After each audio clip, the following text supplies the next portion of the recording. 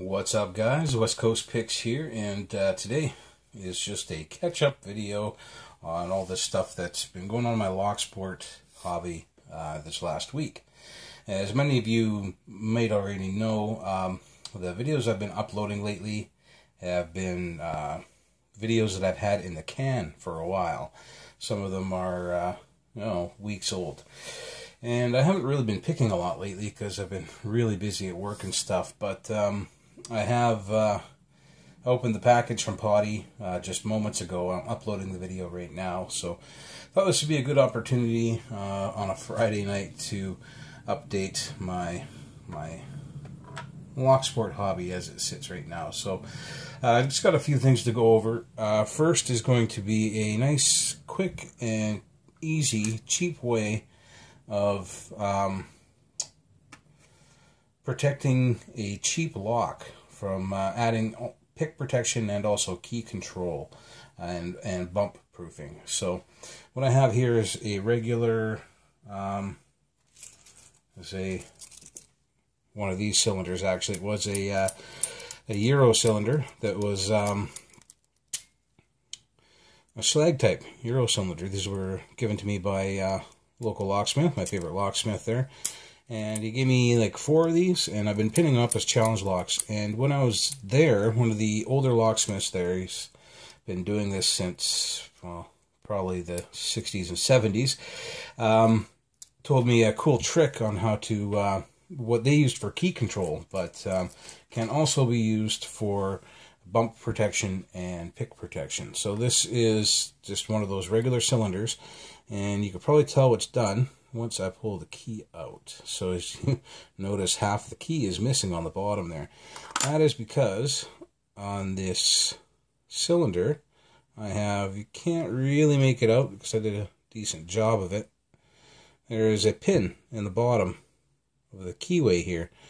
So I drilled a hole and I hammered a pin through it and then ground it down flush on the grinder.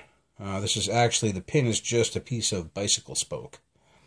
And, happened to be the right size. It's just a tiny bit smaller than the bit I was using. So it's a good combination. And you could see that it sits right in the bottom of the keyway.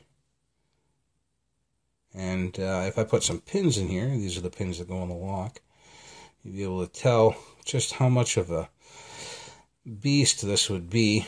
It's fully pinned and waiting for you to pick it. As you can see, it's about 1 millimeter away from the bottom of those pins. You are not going to be able to get a pick in there and pick those pins because you are going to overset them right away as soon as you put anything in there. It is taking up the bottom half, or at least half of the keyway, as you can see. So this gives you good pick protection because obviously you're cutting down severely on the amount of room that you have to get a pick in this lock, but also gives you some form of bump protection. So you have a regular slag here, and normally this would just fit in the lock because it is a slag, but it only goes about halfway in and then it stops on that pin because we don't have the cutout that is required to actually fit a key in this lock. So that's your bump protection. Nobody's going to know where that pin is, what level, and stuff like that. And yeah, even if they did, the bump key would be very, very fragile there because you could tell the lowest setting is going to be right about there. So, I mean, I wouldn't bump a lock too many times with a key like that. But so it does give you some form of bump protection, some key control, but also pick protection. So normally I don't send out locks that are impossible to pick open, but this one I'm probably going to send out just as a joke kind of thing. I don't expect anyone to get it open. I have tried picking it open and I had no luck, even with my shortest pick. It is, I'm not going to say it's impossible to pick, but it's not easy. It might not even be possible. I'm not sure. Anyway, thought I'd share that with you guys because it was very interesting. And, it's good to know these things if you're keying up a lock for somebody's house and you're worried about pick protection and bump protection and stuff like that, but you want to use a cheap cylinder, so that would do pretty good. Anyway, my next thing is I got this awesome Mul-t-lock. I was sitting there in a bin saying for sale, you know, really good price, must go and all that stuff. And I asked him how much for this one. There's a bunch of them there, and he said for you, 80 bucks. So I got this nice big beefy Mul-t-lock with 2 keys and a card. There's a card around here somewhere. That's back behind me. But anyway, 2 keys and the card for 80 bucks, which I could not turn down. But I got home and I was looking for a place to put it on the display board there. And I noticed that I still had this lock, which is another Mul-t-lock. It was given to me by a locksmith with no key. And he told me that, you know, if I could open it, I could have it. Or I could just have it, and whether I could open it or not. Because it had no key, and they have no way of getting it open. So I thought, okay, I'll pull that off the board, put my other one in its place, and then I'll try picking it. So I picked it open, and I gave it a key. Now, it is another working, nice big beefy Mul-t-lock. It's not as big as the one I just bought, but it is still a nice Mul-t-lock all the same. So, pretty soon coming up after my 400th video giveaway, I'm going to have a Mul-t-lock challenge. And as a preview for that, I have kind of a challenge in mind. I'm not going to go over that right now, but I will go over what the winnings are going to be. This will be first place. This will be second place. This is an interactive plus, by the way. This will be second place, which is also an interactive plus, but it is in an American lock body. Oh, it's key retaining too, by the way. So you have to actually lock it up before you get the key out. Which is also interactive plus. So that is pretty cool as well. And this will be third place, which is a 7x7. It's not pin and pin, but it is a 7x7 Mul-t-lock. And it comes with a couple keys, so that will be third place. So keep an eye out for that. After the 400th video giveaway, I'm going to be announcing the Mul-t-lock challenge, where you can win one of these 3 locks.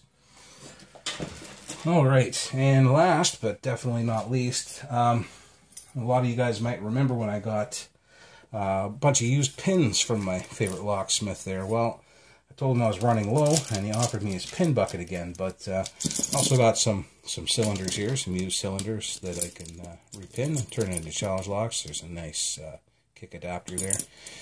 All that good stuff. But also, the main thing, I got another pin bucket, and as you can tell, this thing's a bit over half full. And last time, like, this is where I get a lot of my pre-cut keys as well, but so there's a lot of pre-cuts in here, and there's a lot of just miscellaneous parts. Last time I got my ASA twin sidebars out of the bucket. So I'm not saying there's more in here, but there might be. But there is an ass load of pins in here, an ass load of pre-cut keys, and just a bunch of good stuff in here. I can't wait to go through it all. There's some very cool things like these old S&G. They're probably not even old, just long, big S&G keys for some kind of safe or something like that. But very cool. Just a bunch of stuff in here. I'm gonna have to go through it, sort through it all, and see what's in here again. But I mean, the last bucket I got, I mean, I used almost all the parts, and everything is appreciated. So I'm really, really excited to see what's all in here. I'm gonna have to sort through it, and there's things like broken keys that I'm gonna have to sort through, and you know, pieces of metal and stuff like that. And it's gonna take me, you know, a few hours to get through this, but there's a lot of awesome stuff in here. As you can see, it is about half full. It's up to about here. It's a bit over half full. So, yeah, a lot of awesome stuff there. So I was really happy about that. Thanks, Eric. Very, very awesome. And now I got a lot more pins and pre-cuts, which is sweet. Anyway, guys, that's the update for my lock sport hobby as it stands so far. you know, a lot of this stuff kind of trickles down to new pickers that I trade with and stuff that need pins and stuff like that. I usually give them pins and all that good stuff. So a lot of awesomeness here, guys, and I am happy as a pig in shit. All right, guys, later.